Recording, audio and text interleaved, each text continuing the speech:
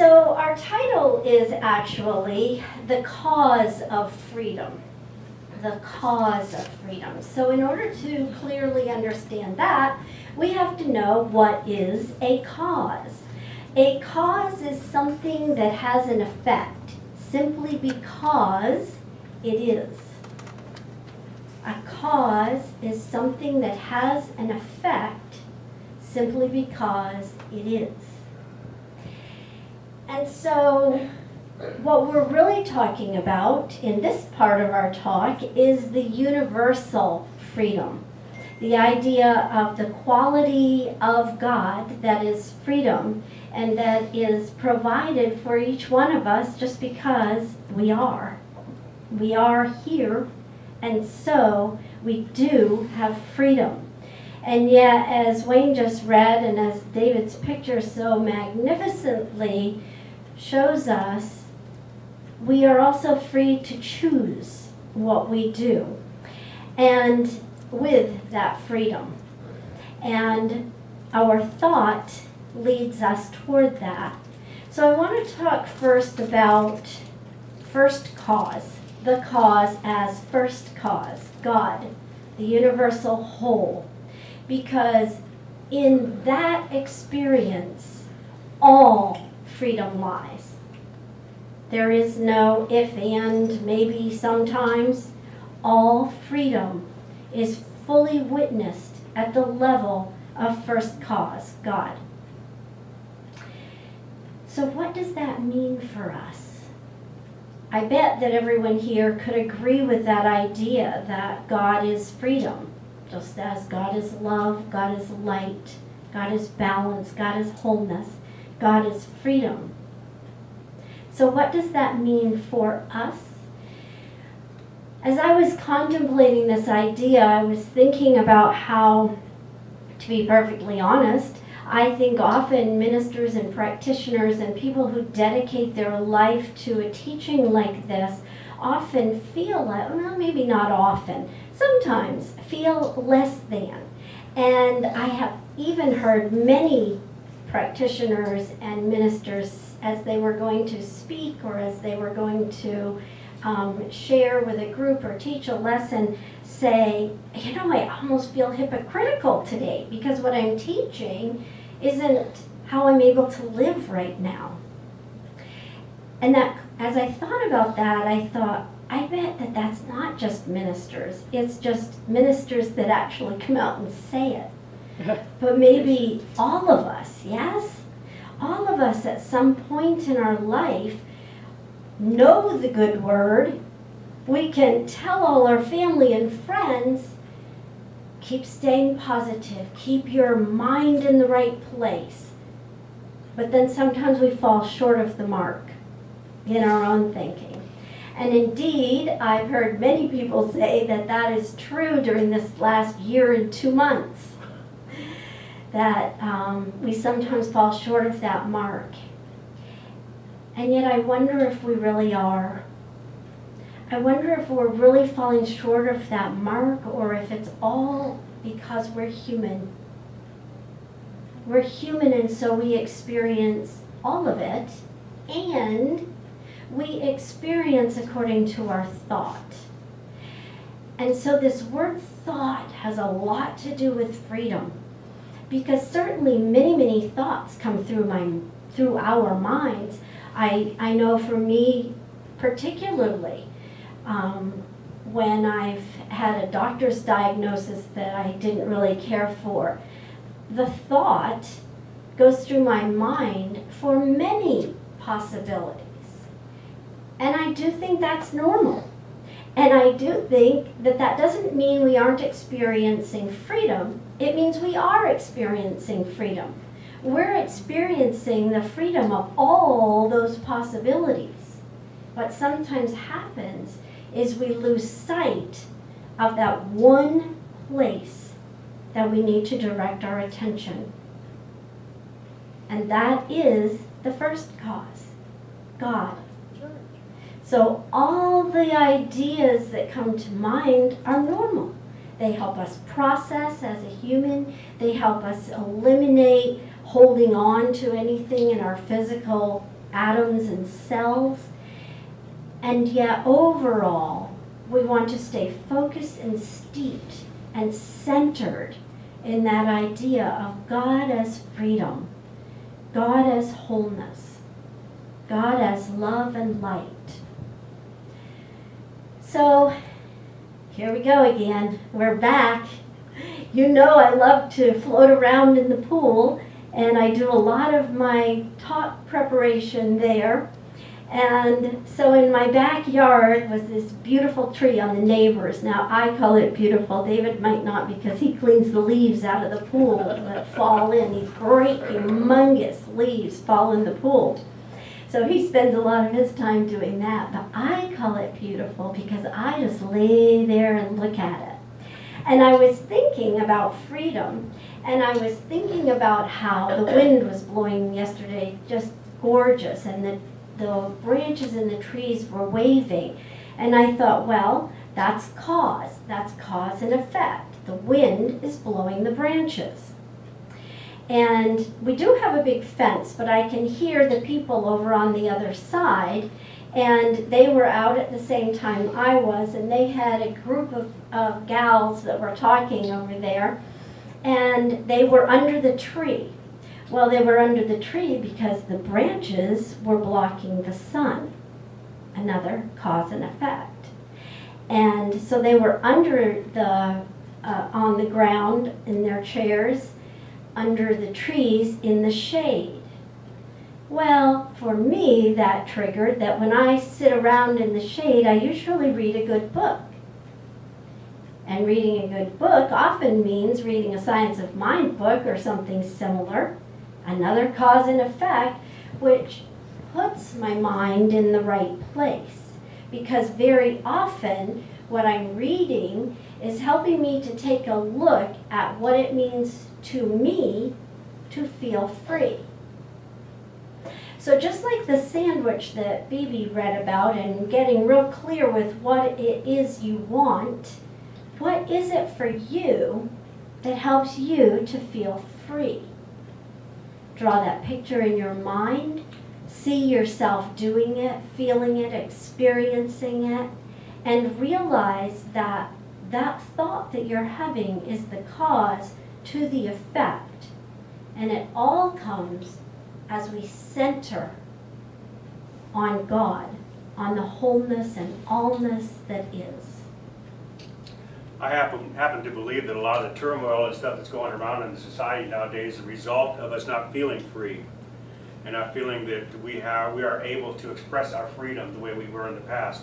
And we feel confined. We feel like we're confined in our house, we're confined behind a mask, we're confined because there's riots going on around us and stuff like that. We don't feel safe. We don't feel that our freedom is being fulfilled.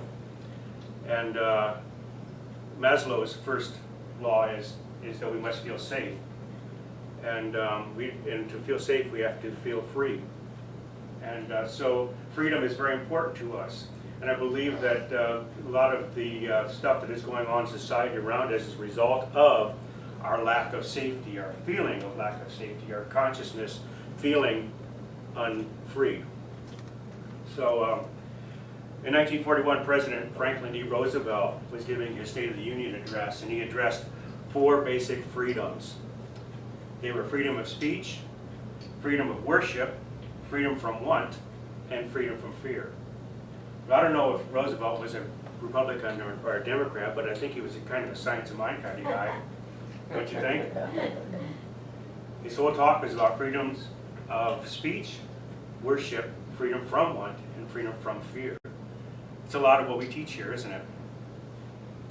Many of the freedoms we enjoy here in America are unique to us because nearly everywhere else in the world they don't have the freedoms that we do. But do we appreciate the freedoms that we have? Do we actually see them until we get into moments when we no longer feel that we do have those freedoms anymore? Then all of a sudden, wait a minute, what's happening? Something's off kilter here. Not all Americans agree on the values of certain freedoms, but the majority rule imposes laws and restrictions on us so that we can maintain those freedoms. And a lot of blood and treasure has been spent to preserve and maintain and defend those freedoms that we enjoy. So do we actually enjoy them to the extent that we probably should? You know, living in a land of freedom, we are bound by laws to protect our freedom. We obey whether we agree with those laws to the full extent or not, because we know that overall it's a good thing for all of us. We all kind of have basic things that we agree upon so that we can enjoy freedoms. I don't know if you've been following the news lately, but in Alabama, a little less than 2 weeks ago, well, on the 17th, was that less than 2 weeks ago? No, whatever, it doesn't matter. They reversed a ban of yoga in public schools.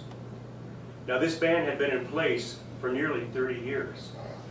In 1993, predominantly Christian legislature in the state of Alabama said that yoga would open the door for people to convert to Hinduism.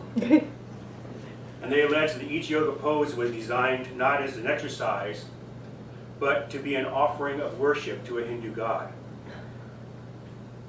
Well, we know that's not necessarily true.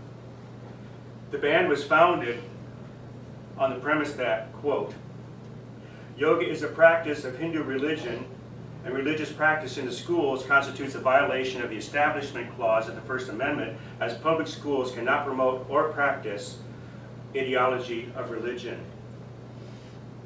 Ironically, the same people now are trying to get prayer back into schools. Where do we draw our boundaries in terms of where are my freedoms, and where do my freedoms impinge upon someone else's? Or where do their freedoms impinge upon mine? There's a balancing act going on here. They finally released the ban, and that's what this last law was about. The law now allows yoga to be offered as an elective for grades K through 12, but it imposes restrictions on how yoga should be taught.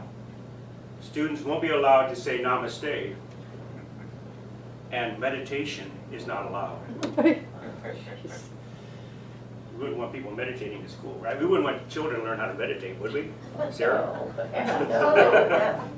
So they might pass the grades. The bill says chanting, mantras, mudras, use of mandalas, induction of hypnotic states, guided imagery, and namaste greetings shall be expressly prohibited.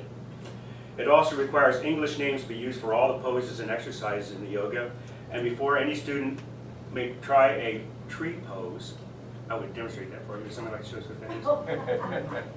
Before they must try to do that, they'll need to get a parent's permission slip. Now, is that precluding the spiritual beliefs that Roosevelt was talking about, or the practice of worship, or the practice of religion that is one of our foremost principles or our foremost freedoms?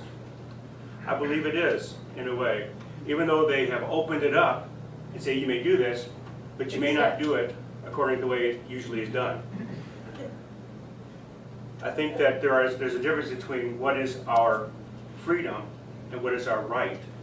And I think whenever something is impinging upon someone else's, it is no longer our right anymore. I think the rights are a little bit different because they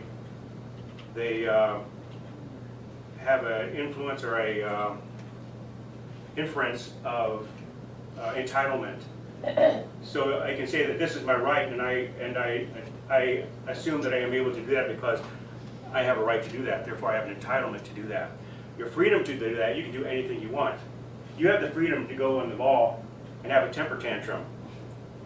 You have the freedom to do that if you want to do that. I wouldn't suggest that you do it, but you do have your basic freedom to be able to do that. You also have a right to carry a weapon if you want to, if you have followed the laws to that point to be able to do that. But you don't have a right to go into the mall and have a temper tantrum with a firearm in your hand. That is no longer a right. That is maybe a freedom, but it's not a right. So therefore we have agreed upon standards that we believe are freedoms and rights that we agree are acceptable for those people around us and for ourselves. Whenever one impinges on another, it's no longer a right or a freedom. We are taking someone else's away. So therefore, we have stepped into a negative condition. So we honor the freedoms that we have, we honor the rights that we have, we hold those very dearly and sacredly, and we believe that we have rights to hold those values in our lives. So that's making me think about a little saying, close to a saying that I really like, but this one's not quite so good. Your freedom ends where mine begins.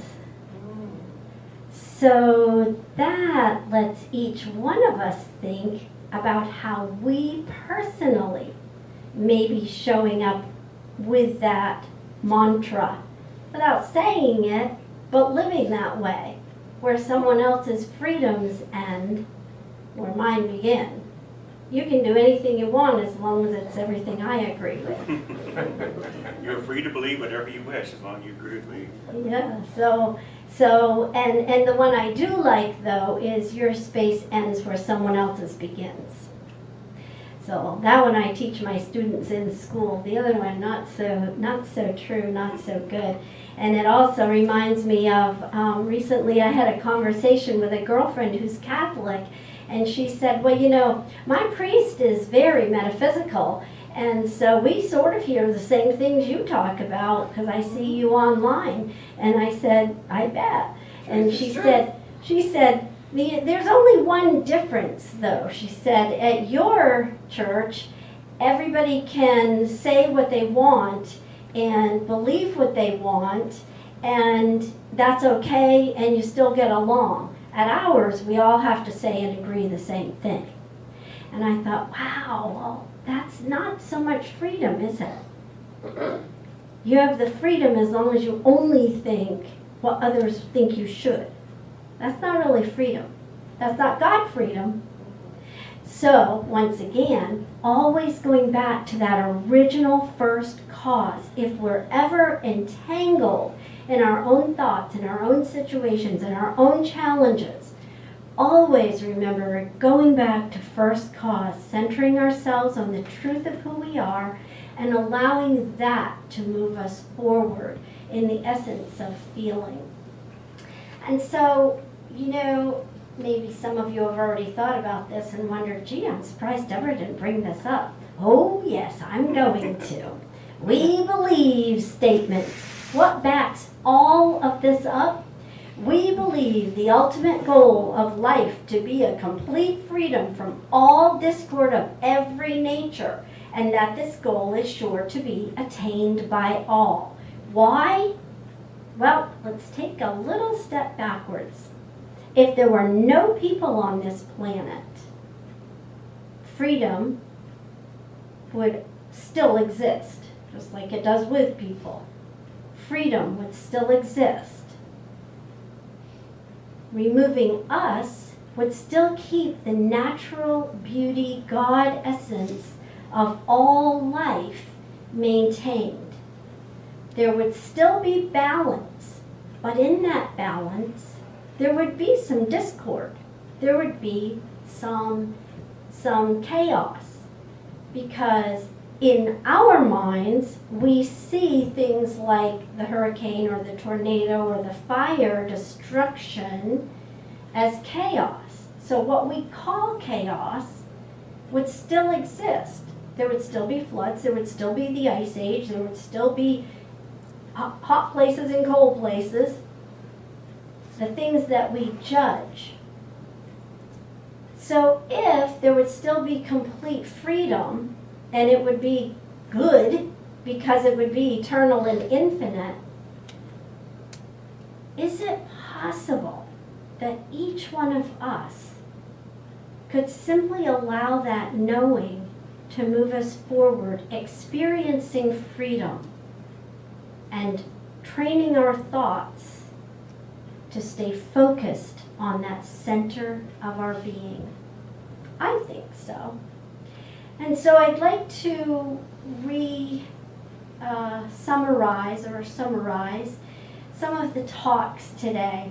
Mark's talk with the affirmation of, I am grateful for all those who made my life possible.